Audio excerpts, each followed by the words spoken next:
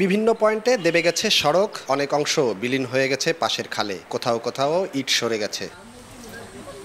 ২০২২ সালের আগস্টে শুরু হয় গোপালগঞ্জ সদরের জালালাবাদ ইউনিয়নের চর বড়ফা সরকারি প্রাথমিক বিদ্যালয় থেকে বড়ফা ঠাকুরবাড়ি পর্যন্ত রাস্তার ইটের সোলিংয়ের কাজ।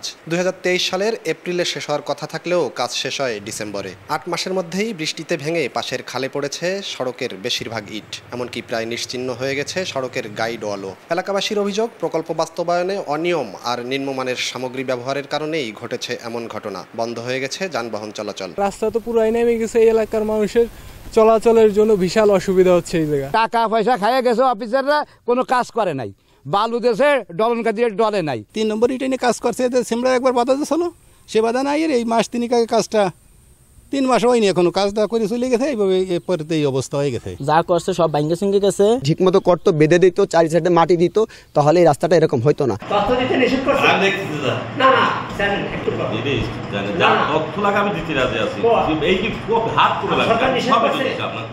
এ নিয়ে ক্যামেরায় কথা বলতে রাজি হননি উপজেলা প্রকল্প বাস্তবায়ন কর্মকর্তা। আর পানির চাপে রাস্তা ভেঙেছে বলে অজুহাত দায়িত্বে থাকা প্রকৌশলীর। বিষয়টি ঢাকা প্রজেক্ট অফিসে জানানো হবে বলে আশ্বাস ত্রাণ ও পুনর্বাসন কর্মকর্তার।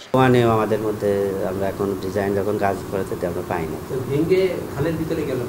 এটা পানির প্রচন্ড চাপ থাকার কারণে মাটি দিয়ে কাজ, মাটি পাশ থেকে ধুয়ে গেছে, এই জন্য বসে গেছে। যদি কোনো রাস্তার সমস্যা হয় তাহলে এটা ঢাকা প্রজেক্ট অফিস এবং কনসালটেন্ট অফিসকে অবহিত করা হবে এবং পরবর্তীতে তারা যে ব্যবস্থা নেয় সেই অনুযায়ী বাস্তবায়ন করা হবে। ১,১৫,০০,০০০ টাকা ব্যয়ে ১,৩৫০ মিটার দীর্ঘ সড়কটি নির্মাণ করে দুর্যোগ ও ত্রাণ ব্যবস্থাপনা অধিদপ্তর।